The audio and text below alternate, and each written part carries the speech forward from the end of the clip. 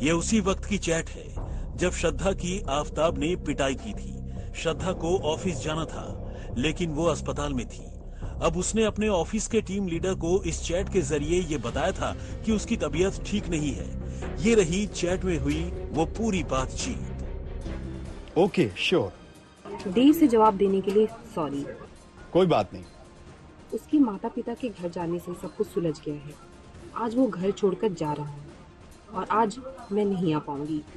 कल की मारपीट के बाद मेरा बीपी लो है और शरीर में दर्द है। एनर्जी नहीं बची है बेड से उठने की और मैं उसे घर से निकाल कर ही रहूंगी। आपको तकलीफ देने के लिए और काम पर जो असर पड़ा उसके लिए माफी चाहती हूँ।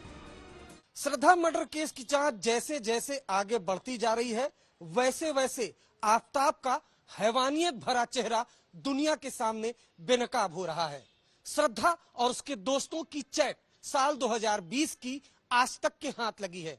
दरअसल 2020 नवंबर में आफताब ने श्रद्धा को इतनी बुरी तरह से मारा था कि उसे अस्पताल में एडमिट होना पड़ा था। इस चैट में श्रद्धा बता रही है कि कैसे आफताब ने उसकी नाक तोड़ दी है, उसके चेहरे पर चोट आई है, उसकी तबीयत खराब है और उसका बीपी भी लो है। दिल्ली पुलिस की पूछताछ में भी लगातार वो इस तरह का व्यवहार कर रहा है जैसे कुछ हुआ ही नहीं। सूत्रों के मुताबिक आफताब एक शातिर क्रिमिनल की तरह लगातार व्यवहार कर रहा है। श्रद्धा को इस हालत में देखकर तब उसके दोस्तों ने आफताब के खिलाफ पुलिस में रिपोर्ट भी लिखवाई थी। इस हादसे से श्रद्धा बुरी तरह सहम गई थी और तब उसने तय कर लिया था कि वो आफताब से अलग हो जाएगी। शायद वो आफताब को तब छोड़ भी देती, मगर तभी आफताब ने एक खेल खेला। उसने अपने माँ बाप को फोन किया और फोन पर कहा कि श्रद्धा को समझाओ, अगर उसने मुझे छोड़ दिया तो मैं खुदकुशी कर लूंगा।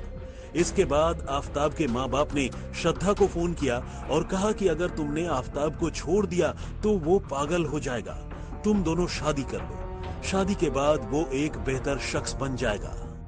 और उसको बार बार आफताब कॉल करके सिर्फ यही बोल रहा था कि मैं अपने आप को सुसाइड कर लूंगा, अपने आप को सुसाइड कर लूंगा। यही इमोशनल उसके पास एक ब्लैकमेल ऑप्शन बचा था, जो कर करके उसको बोला था अगर तुम नहीं आओगे रिटर्न तो मैं अपने आप को मार दूंगा। आफताब अपने माता पिता से भी मिलवाने उसको 23 नवंबर को लेकर गए थे। बिल्कुल सही। इसके पहले भी जितने बार ये हादसा हुआ है तो इसमें जो मेन कल्प्रिट है, मैं तो आफताब से ज्यादा उसके मम्मी डैडी को कल्प्रिट बोलूंगा, क्योंकि जब एक बार इंस्टेंस होता है, 2 बार होता है, ठीक है, 10 बार होगा तो आप आपके बेटे का साइड नहीं लेना चाहिए, बल्कि ये फीमेल को आप बोलना चाहिए था कि आप छोड़ दो, आपकी जिंदगी बेटर हो सकती है किसी और के साथ, आप आपके फैमिली के साथ रह सकते हो। मगर वो हमेशा बोलते रहे कि अगर आप शादी कर लोगे आफताब के साथ तो हमारा बेटा सुधर जाएगा, तुम रहते हो तो मतलब अच्छा बिहेव करता है, तुम नहीं रहते तो पागल जैसा बिहेव करता है। तो वो चीज की वजह से इसके मम्मी डैडी इसको इमोशनल बैगेज देके इसको वापस से मतलब घर पे बुला लेते थे। आफताब की खुदकुशी की बात सुनकर श्रद्धा इमोशनल हो गई। उसने आफताब को माफ कर दिया और अस्पताल से डिस्चार्ज होने के बाद फिर से उसी आफताब के पास पहुंच गई। हालांकि श्रद्धा के दोस्त गॉडविन के मुताबिक आफताब ने पहली बार श्रद्धा को नहीं मारा पीटा था, बल्कि इससे पहले भी वो 12 से 14 बार श्रद्धा को बुरी तरह पीट चुका था। तो हमको ये पता चला कि ये सिचुएशन जो था एक सैचुरेशन लेवल था, कि मतलब उसने 5-6 बार 10 बार एक किया हुआ था, मगर तो वो उनके टॉलरेंस लेवल पे था श्रद्धा के। मगर ये जो अटैम्प हुआ था नवंबर में, ये इनके टॉलरेंस लेवल के बाहर हुआ था, क्योंकि उस दिन वो काफी चौक हो गई थी और चौक होने की वजह से उनको ऐसा डर लग गया था कि उनका मतलब हत्या हो सकता है, जिसके वजह से उनको इमीडिएट हेल्प चाहिए था। मगर ये कुछ नई बात नहीं थी, क्योंकि ये इंस्टेंसेस पहले भी दोहराया गया था। अच्छा, मतलब बार बार श्रद्धा के साथ ये होते रहता था और श्रद्धा ये आपसे उसने डिस्क्लोज भी किया था, डाइवल्ज किया था आपको ये बात? बिल्कुल सही, बिल्कुल सही, बिल्कुल सही। श्रद्धा आफताब के साथ उसी घर में लौट आई थी। इन दोनों ने घर की रोजमर्रा के तमाम जरूरी सामान EMI पर ले रखे थे, जिसके ज्यादातर पैसे श्रद्धा के अकाउंट से ही जाते थे। इसी दौरान श्रद्धा की एक दूसरी नौकरी लग गई। यहाँ सैलरी भी ज्यादा थी और उसका प्रमोशन भी हो गया था। अब वो खुश थी। श्रद्धा को ट्रैवल करना बहुत पसंद था, खासकर सोलो ट्रैवल यानी अकेले घूमना। वो अकेले ही अब नेपाल जाना चाहती थी।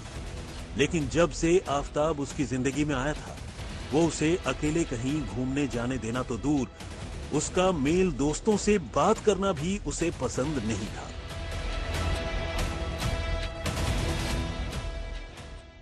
लड़की लोग आते थे, आफ्ताब का दूसरे लोगों के साथ भी रिलेशन था। मैं अपने एरिया में उसको काफी लड़की लोग के साथ देख चुका हूँ बाइक पे। हालांकि अगर यही चीज श्रद्धा किसी और के साथ बात भी करती थी तो इनको प्रॉब्लम होता था। ये पॉजिटिव नेचर था उनका कि मैं जो ऑफिस में काम कर रही हूँ, ठीक है, वो जो थाने घोड़बंदर में काम करते थे, ये इतने पॉजिटिव नेचर थे कि इनको भी इनके ही कंपनी ज्वाइन करना था ताकि इनका अफेयर या ये किसी और से बात नहीं कर सके। श्रद्धा के दोस्त गॉडविन के मुताबिक आफ्ताब ड्रग्स भी लिया करता था, और न सिर्फ ड्रग्स लिया करता था बल्कि ड्रग्स बेचा भी करता था। गॉडविन के मुताबिक कई बार वो घर पे ही ड्रग्स रखता और फिर रात को उन्हें बेच देता। हालांकि गॉडविन के हिसाब से आफ्ताब वीकेंड पर ही ड्रग्स का इस्तेमाल करता था। ठीक है, वो ड्रग्स करता था आफ्ताब और ड्रग सप्लायर। ड्रग सप्लाई भी करता था आफ्ताब। हाँ, ये मुझे श्रद्धा ने बोला था कि श्रद्धा के पास एक वीडियो था फोन में जो हमेशा बोलती थी कि अगर मुझे कभी मेरे जान पे आया तो वो एक वीडियो है जो उसको बचा सकता है। ठीक है, और वो वीडियो सिर्फ उसके फोन में था। उसने किसी दोस्त लोग को नहीं दिखाया, ना उसके डैडी को दिखाया होगा या फैमिली को दिखाया होगा, मगर वो एक फोन था क्योंकि आधी रात को भी लड़के लोग घर आते थे ड्रग्स लेने के लिए, लड़की लोग आते थे। पूछताछ के दौरान आफ्ताब बार बार अपने बयान भी बदल रहा है।